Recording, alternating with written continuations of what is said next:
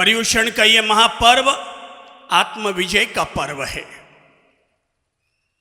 दुनिया में कुछ लोग ऐसे होते हैं जो संसार को जीतने के लिए निकलते हैं और कुछ लोग ऐसे होते हैं जो अपने आप को जीतने के लिए निकलते हैं। दुनिया में बहुत सारे लोग ऐसे होते हैं जो दुनिया की नश्वर चीजों को पाने के लिए अपना जीवन समर्पित करते हैं और कुछ लोग ऐसे होते हैं जो अपने जीवन में रहने वाले किसी अमर और अनश्वर तत्व को पाने के लिए अपने जीवन को समर्पित करते हैं।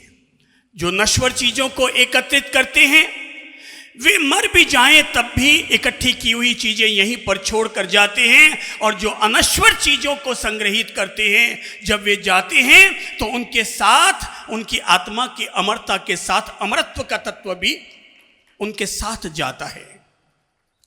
जो नश्वर चीजों को इकट्ठा करते हैं, संसार को जीतने का काम करते हैं, लोग उन्हें सिकंदर कहते हैं, पर जो आत्म विजय के पथ पर चलते हैं हम लोग उन्हें श्रद्धा के साथ महावीर कहते हैं। एक व्यक्ति वो है जो संसार को जीत रहा है, एक व्यक्ति वो है जो अपने आप को जीत रहा है। दुनिया में दुनिया को जीतने वाला व्यक्ति एक दिन जीत कर भी जब जाता है तो कहकर जाता है, भैया मैं तो जा रहा हूं पर मेरे जाने से पहले ये इतिहास में लिख देना कि ये बंदा खाली हाथ आया था और खाली हाथ जा रहा है। कभी सिकंदर ने कहा था कि मेरे इतिहास में लिख देना कि ये सिकंदर दुनिया को जीतने के लिए ठेठ यूनान से चलकर आया था और आखिर आज ये मौत के आगे परास्त होकर खाली हाथ जा रहा है। पर महावीर जैसे तीर्थंकरों ने यह कहा था कि अब जब मैं जा रहा हूं तो जाने के बाद इतिहास लिखने की जरूरत नहीं पड़ेगी, बल्कि हर जुबान पर एक तीर्थंकर बसेगा, हर जुबान पर एक अरिहंत रहेगा। जो लोग इतिहास में अपनी तारीखें लिखाते हैं वे इतिहास में करवट ले लेते हैं, पर जो लोग अपने आत्म विजय का काम करते हैं वे सबके दिलों में अपना मंदिर बना लेते हैं और सबके दिलों में श्रद्धेय बनकर और मानवता के मंदिर में पूजनीय बन जाते हैं। श्री भगवान ने कभी स्वयं कहा था, हजारों हजार योद्धाओं को जीतने की बजाय, वाणी बोल लीजिए जिन वाणी, हजारों हजार योद्धाओं को जीतने की बजाय, सब बोलिए हजारों, वापस बोलिए, हजारों हजार योद्धाओं को जीतने की बजाय एक अपने आप को जीतना परम विजय है। हजारों को जीतने वाला अंततः हार जाता है, पर एक अपने आप को जीतने वाला पहले दिन भी जीतता है और अंतिम दिन भी जीतता है, इसीलिए वो जितेंद्रिय और जिनेश्वर कहलाता है। हर आदमी, यहां हर आदमी, संसार में रहने वाला हर आदमी हारा हुआ है, अपने आप से हारा हुआ है। अगर जीतना है तो अपने आप को जीतो। ये पर्युषण का महापर्व हमें आत्म विजेता बनने के लिए उत्साहित करता है। ये पर्युषण पर्व हमें हमारे भीतर रहने वाले जलती हुई नरक को बुझाने का काम करता है और हमारे भीतर स्वर्ग के फूल खिलाने का काम करता है। ये पर्युषण का महापर्व हमें इस बात के लिए उत्साहित करता है, हे भव्य जीवों, हम सब के भीतर एक होलिका जल रही है, हम सब के भीतर एक आग जल रही है और तुम अपने अपने भीतर जलने वाली नरक की आग को बुझाओ। किसी के भीतर क्रोध की आग जल रही है, किसी के भीतर अहंकार की आग जल रही है, किसी के भीतर लोभ की आग जल रही है, तो किसी के भीतर माया और प्रपंच की आग जल रही है। ये सारा संसार जल रहा है। यहां जन्म दुख है, रोग दुख है। क्या दुख है? जन्म दुख है। जब कोई भी प्राणी जन्म लेता है तो जन्म लेने के साथ ही उसका पहला काम होता है, जिसकी कोख से जन्म लेता है उसे भी भयंकर वेदना होती है, और जो जीव पैदा होकर आता है वो भी जन्म लेते ही पहला ही काम करता है और वो है रोने का काम। अर्थात यहां पर जन्म भी दुख है, रोग आते हैं तो दुख मिलता है कि सुख? क्या मिलता है? रोग आते हैं तो सुख मिलता है कि दुख? दुख, यानी जन्म भी दुख, रोग भी दुख, और बुढ़ापा आने पर सुख मिलता है कि दुख? दुख। तो जन्म भी दुख, रोग भी दुख, बुढ़ापा भी दुख, और मृत्यु आने पर दुखी होता है कि सुखी? दुखी। तो मृत्यु भी दुख। ज्ञानी जनों ने संसार में रहने वाले जीवों को देखा, समझा, और समझने के बाद वे इस निष्कर्ष पर पहुंचे कि जन्म भी दुख है, रोग भी दुख है, बुढ़ापा भी दुख है, मृत्यु भी दुख है। यहां इतना अधिक दुख है कि हर जीव यहां पर उसी दुख से घिरा हुआ है, उसी दुख से अपने आप को खिन्न पाता है। इसलिए विज्ञानी लोग निकल पड़े उस सुख की खोज के लिए, उस शाश्वत सुख की खोज के लिए, जिसे पाकर के वे हमेशा के लिए दुखों से मुक्त हो गए। वे निकले, मुक्त हुए। हम लोग भी निकलेंगे, मुक्त होंगे।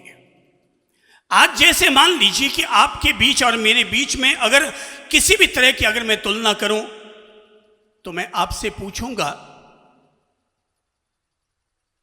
जरा आप पल भर के लिए मुझे बता दीजिए और ये बताइए कि आप में से कितने लोगों को गुस्सा आता है? हाथ खड़ा करके बताइए।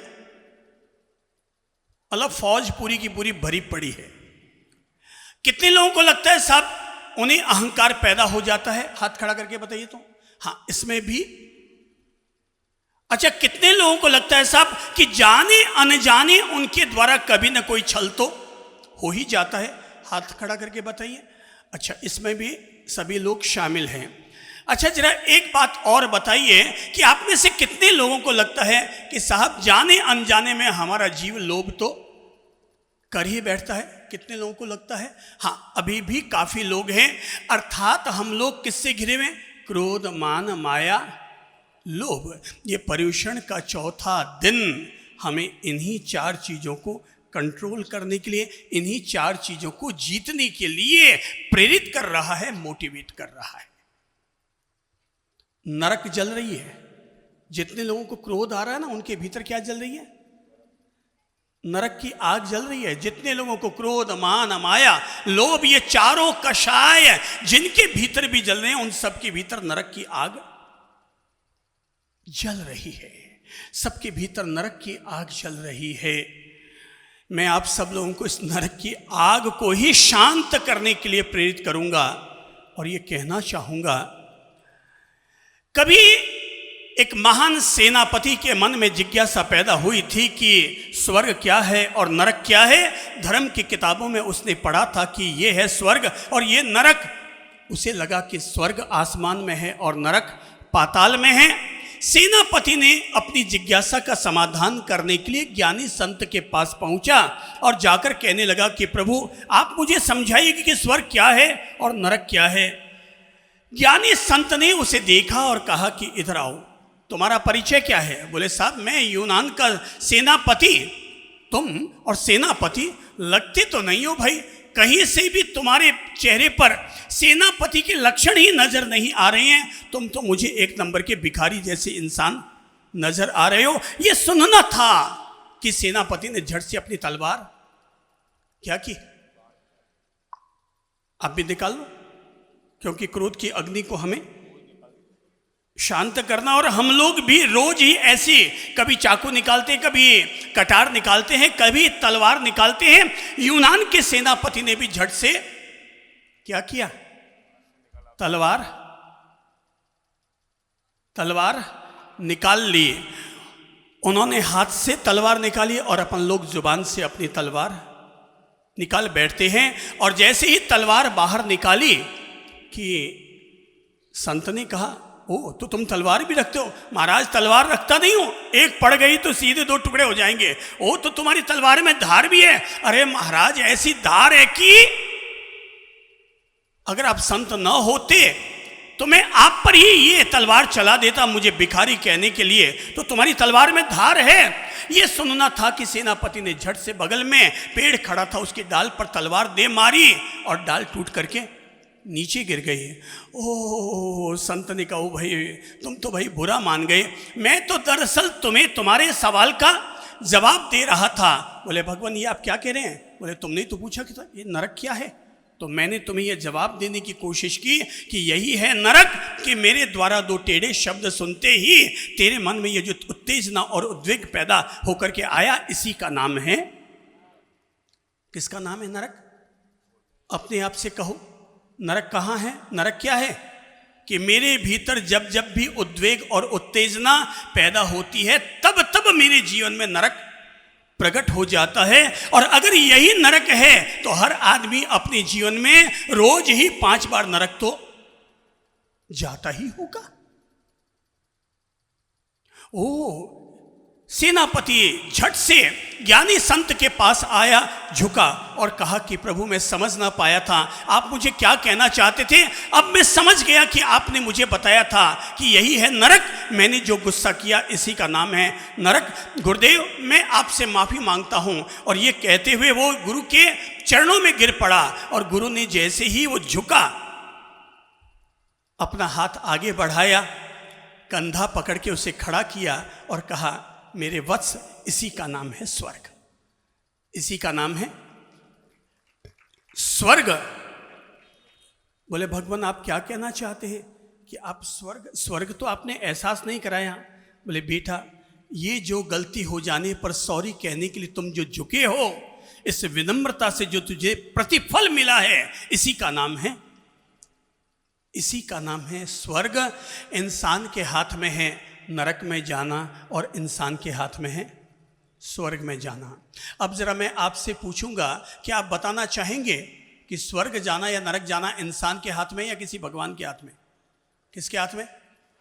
नहीं, हमें भगवान नरक में भेजता है कि हम खुद अपने आप को नरक देते हैं? कौन? खुद हम खुद को नरक देते हैं। भगवान हमें स्वर्ग और नरक के दरवाजे हमारे लिए नहीं खोलते, बल्कि हम खुद ही हमारे लिए स्वर्ग और नरक के दरवाजे खोलते हैं। एक महानुभाव अति संपन्न व्यक्ति थे और अपनी प्रार्थना करने के लिए बैठे हुए थे।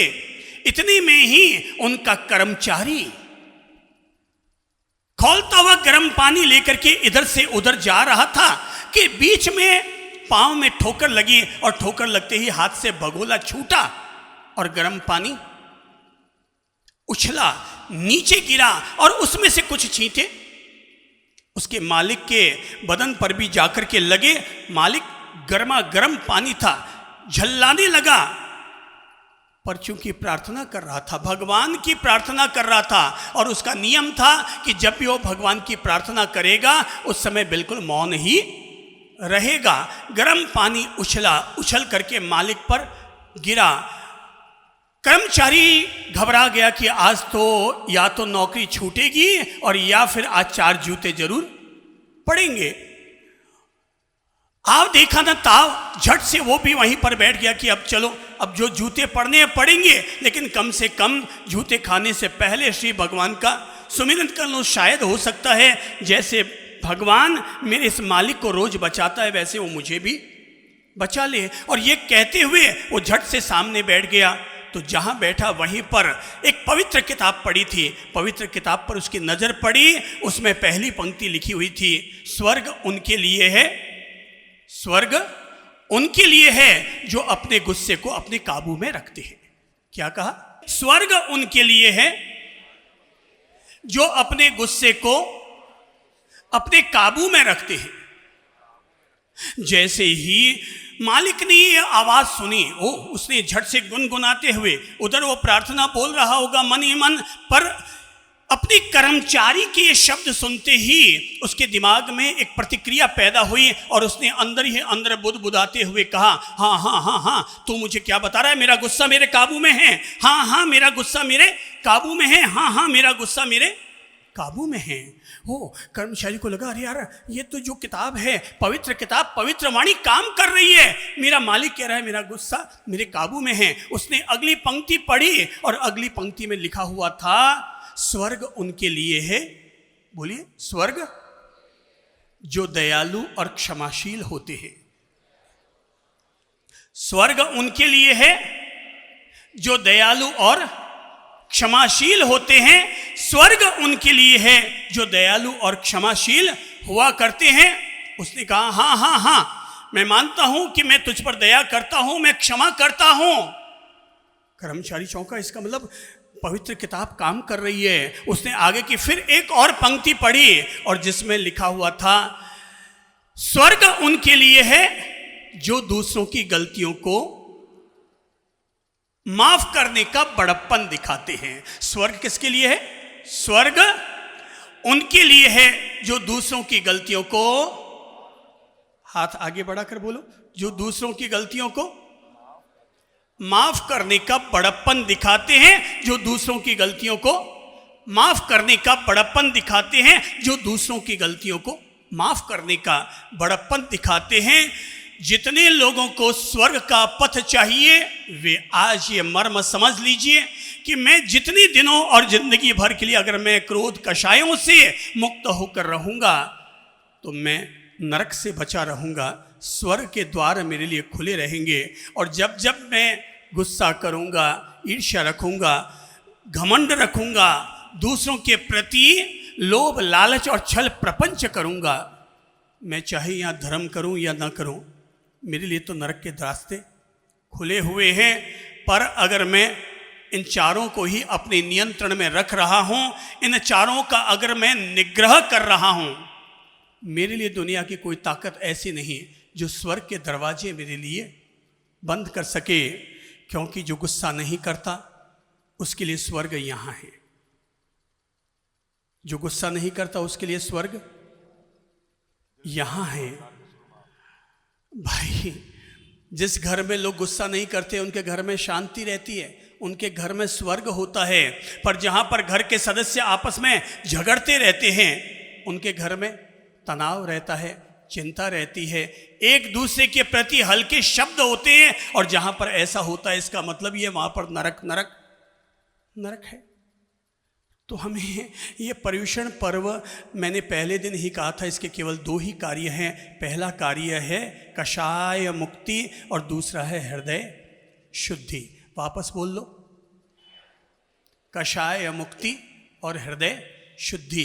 कषाय यानी जो हमें कस ले, कषाय यानी जो हमें कस ली। बेड़ी किसे कहते हैं? जो हमें बांध लेती है उसका नाम होता है बेड़ी। और कषाय कहते हैं उसे जो हमें कस लेता है। तो इसलिए जो अर्थ कषाय का होता है वही अर्थ पशु का होता है।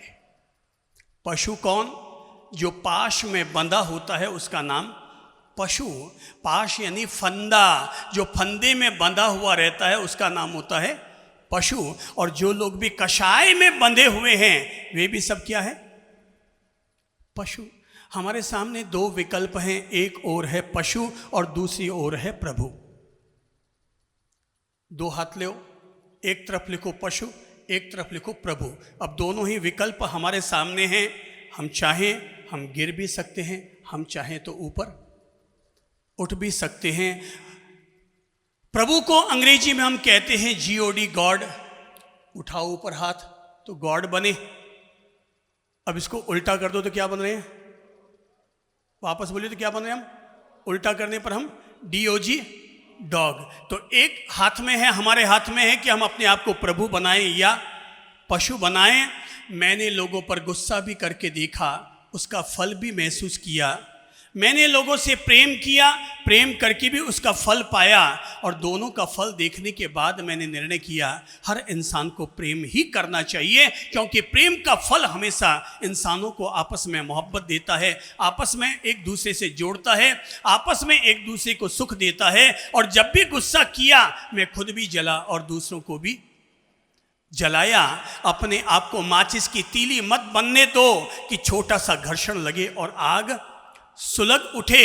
हमेशा अपने आप को शरबत का प्याला बनाकर रखो कि हम खुद भी पिए तो भी सुकून मिले और हमारे जरिए किसी और को पीने को मिले तब भी उन्हें सुकून मिले। अपने आप को क्या बनाओ? शरबत का प्याला। माचिस की तीली पल भर में जलती है, पल भर में आग लगाती है। एक पेड़ से लाखों तीलियां पैदा होती है, पर लाखों पेड़ों को जलाने के लिए हमारी एक तीली भी काफ़ी होती है। इसलिए कंट्रोल कंट्रोल कंट्रोल। हर आदमी को भगवान ने यही कहा है। कल्प सूत्र में भी हमें यही समझाते हैं कि ऐ भव्य प्राणियों, जैसे ऋण थोड़ा होता है पर वो बढ़ जाता है, जैसे आग तनिक होती है लेकिन वो बढ़ जाती है, जैसे घाव छोटा होता है लेकिन वो बढ़ जाता है, ऐसे ही कषाय भी छोटा होता है लेकिन वो बहुत जल्दी बढ़ जाता है। क्रोध को बढ़ने में वक्त नहीं लगता। आग को बढ़ने में फिर भी शायद वक्त लग सकता है, पर क्रोध को बढ़ने में वक्त नहीं लगता। गणित में 1 और 1 2 होते हैं, पर क्रोध के शास्त्र में 1 और 1 2 नहीं होते। कितने होते? झट से आपने कह दिया 11, और जैसे ही एक और किसी ने गाली दे दी तो कितने होते हैं? 1 1 1 3 या 111? क्या होता है? 111। कुल मिलाकर के अपने गुस्से को जीतो, गुस्से को कंट्रोल करो। हमें तो कहा गया कि चारों कषायों को जीतना है। बंदा 4 की छोड़ो, पहले कोई जीत लोगे तो भी समझ लेना LKG UKG पास हो गए। हमें तो आगे तक की क्लासें पास करनी है। और जो आदमी गुस्से को ही अगर नहीं जीत पा रहा है तो मानचंद जी को, लोभचंद जी को, माया बाईसा को कैसे जीतेगा? पहली क्लास में अभी तक तो हम यहां पर आदमी अपनी जबान पर कंट्रोल नहीं कर पा रहा है, अपने दिमाग पर कंट्रोल नहीं कर पा रहा है, तो भीतर के अनंत गहराइयों तक छिपे हुए राग द्वेष को इंसान फिर कैसे जीतेगा? बहुत आसान है सामयिक करना। बहुत आसान है सामयिक करना, पर बहुत मोटा तप है अपने गुस्से को जीतना। बहुत मुश्किल है ये। जैसे ही छोटी सी बात और दे भड़ास, छोटी सी बात और दे भड़ास। और जब आदमी गुस्सा करता है, क्या बनेगा वो आदमी? गुस्सा करने वाला आदमी महावीर बनेगा कि चंड कौशिक बनेगा? अपने आप को मोटिवेट करो। अपने आप से पूछो कि हे जीव, तू मुझे बता कि मैं अगर गुस्सा करूंगा तो मैं मर के महावीर बनूंगा कि चंड कौशिक बनूंगा? अपने आप से पूछो।